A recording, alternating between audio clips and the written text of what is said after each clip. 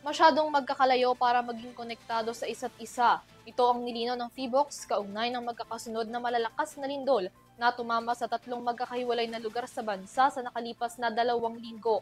Paliwanag ng ahensya, prone talaga ang Pilipinas sa mga lindol bilang ito ay nasa Pacific Ring of Fire, 30 pagyanig ang posible kada araw, ngunit hindi pare-pareho ng lakas.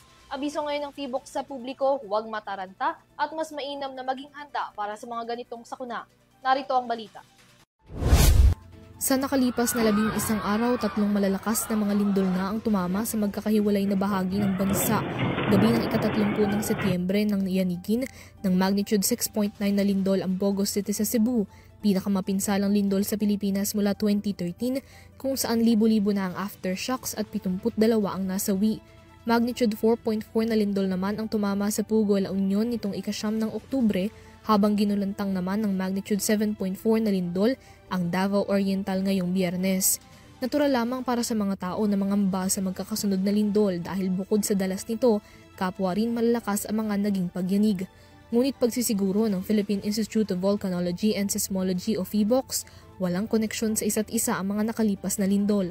Sa isang press briefing nitong Biyernes, nilinaw ni PHIVOLCS Director Dr. Teresito Bacolcol na coincidence lamang ang pagkakaroon ng malalakas at magkakasunod na mga pagyanig sa bansa. Natural lamang aniya para sa Pilipinas na makaranas ng madalas na mga lindol bilang ito ay nasa linya ng Pacific Ring of Fire kung saan mataas ang volcanic at seismic activities. Okay, so wala po tayong nakikitang pattern. Again, these are all normal activities. The Philippines is very much active tectonically.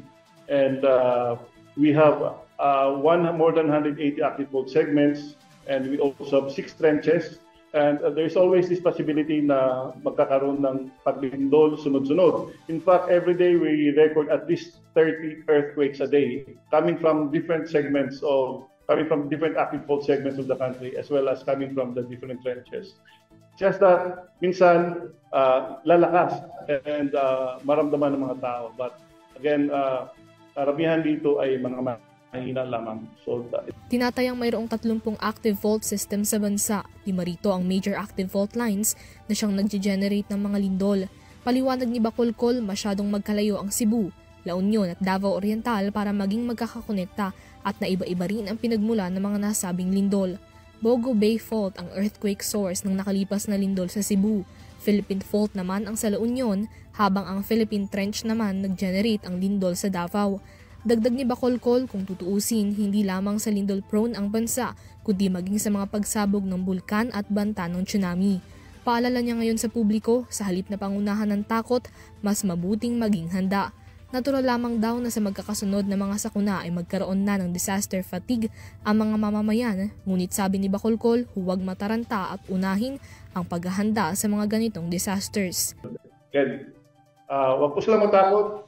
Instead na matakot yung ating mga kabayan, we have to prepare for it. We have to accept our reality that we're part of the Pacific Ring of Fire, and every now and then we will be jolted by earthquakes, volcanic eruptions, and tsunamis. So instead of panicking, instead na napapadala tayo sa takot, we have to prepare. Kung wala mang mangyari, well and good, but kung mangyari, magkaroon ng malakas na paglindol, at least we're prepared for it.